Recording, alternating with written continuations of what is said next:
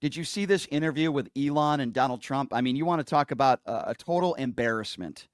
And Elon, we all know that Elon is very strange socially. We know that Elon is a weird guy.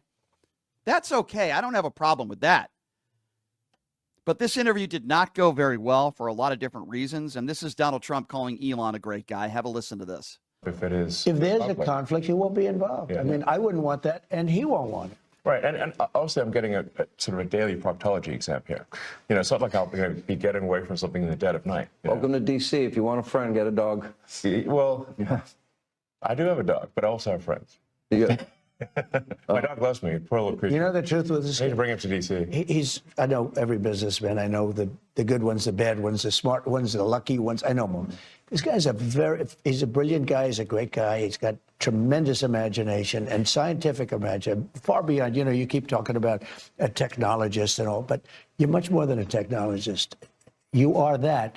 But he's also a good person. He's a very good person, and he wants to see the country do well. And I know a lot of great business people, really great business people, but, they're not really, in some cases, very good people.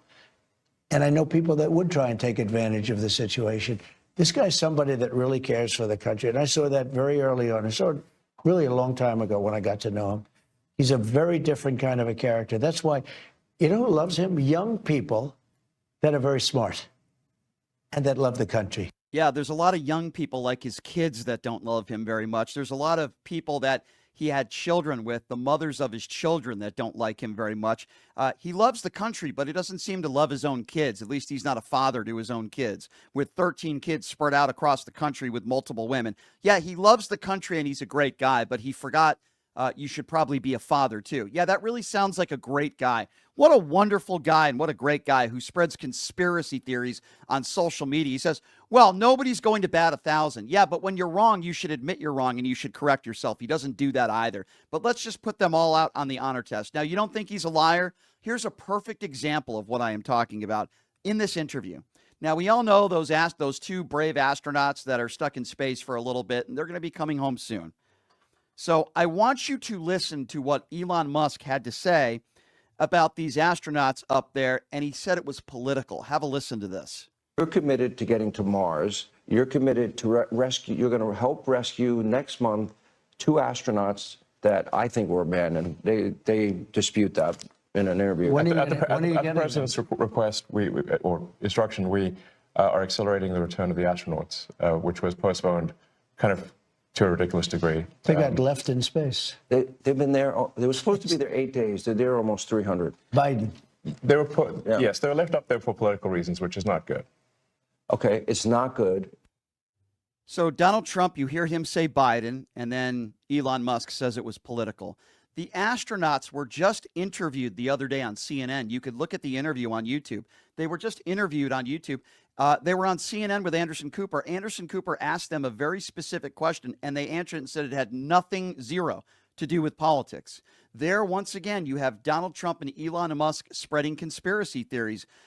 Biff, also known as Don Jr., who's a complete imbecile, tweeted earlier today about the lying of Social Security and the $4.5 trillion that is being sent out to dead people. That has already been debunked, but yet Don Jr., also known as Biff, tweeted it out today. We still hear the conspiracy theories about condoms being sent to Gaza. And on the third day in a row, Donald Trump is playing golf. We had these natural disasters that took place, several states underwater. People have lost their lives. It's a horrible tragedy. Forget about Donald Trump even going down there to any of these states. He hasn't even mentioned it, by the way. And he went over to Daytona 500, did a little spin around the track, cost the American taxpayer millions of dollars. And for the last 3 days, he's played golf. He played golf on Monday. He played golf on Tuesday. He's playing golf today. By the way, an 18-hole round of golf with Donald Trump lasts anywhere between 4 to 5 hours of his time. More American taxpayer money. You know how much money it cost for the Secret Service when the president decides to play golf? Third day in a row. 4 days in a row, he's been spending our taxpayer dollars. That's right. He's doing all this while Elon Musk runs the country. And yesterday, he didn't even know or understand that the head of the Social Security Administration resigned. He was asked about it, and he didn't even know. You're the president of the United States. And he didn't know that SpaceX employees were working at the FAA, DOD, and he claimed Medicaid wasn't being cut when it's being cut massively. He has no idea what's going on around him. But they say, oh, Joe Biden was in the bunker. Joe Biden didn't know what he was doing. Donald Trump has no idea what's going on. None. Zero. All he cares about is getting his fat ass out of bed, putting on 8 layers of orange makeup. And while we're learning, there's another air crash that has just taken place in Arizona. And we'll get you more information on that. But I'm sure gutting the FAA had nothing to do with that, right? I'm sure it's just a coincidence. Just a coincidence that these planes are flying out of the sky. Just a coincidence that gas prices have gone up. Just a coincidence that your eggs are unaffordable. Just a coincidence that unemployment rate is going up. Just a coincidence that the NASDAQ is going down. Just a coincidence, right? It's all Joe Biden's fault. It's got nothing to do with the Trump administration, right? It's sick. And you people who voted for him must have buyer's remorse by now, I would assume. As we are learning that there was 2 planes that were involved in a crash this morning at the Marietta Regional Airport in Arizona. At least 1 person is confirmed dead. What is going on? We have more plane crashes and plane incidents in an aircraft collision, more plane crashes that we've had in a month here than we've had in 15 years. But we're supposed to be led to believe that this is just a coincidence? What is going on?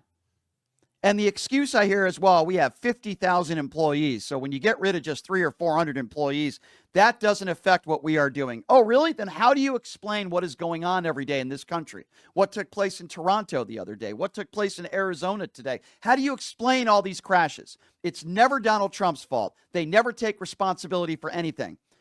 And that's why you have this idiot Duffy who's in charge of the FAA, who obviously has no idea what he is doing. And we've had all these plane crashes in D.C., in Pennsylvania, in Washington, in Alaska, in Arizona, California, Georgia, and Toronto. Is it just a coincidence? Yeah, just a coincidence.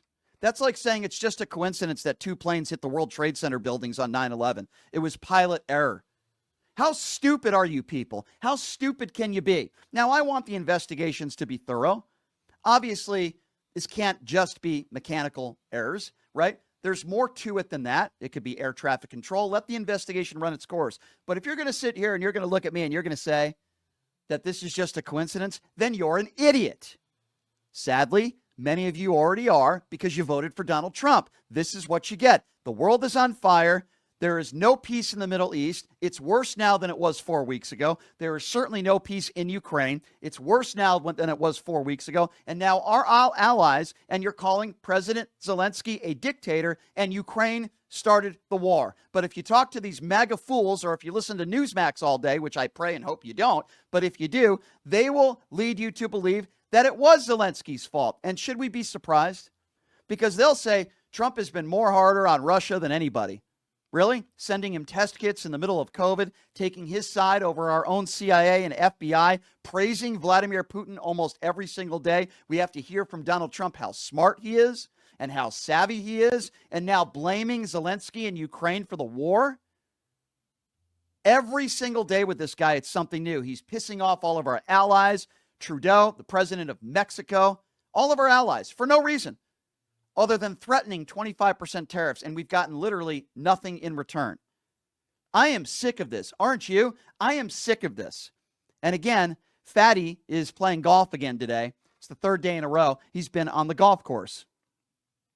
It's ridiculous.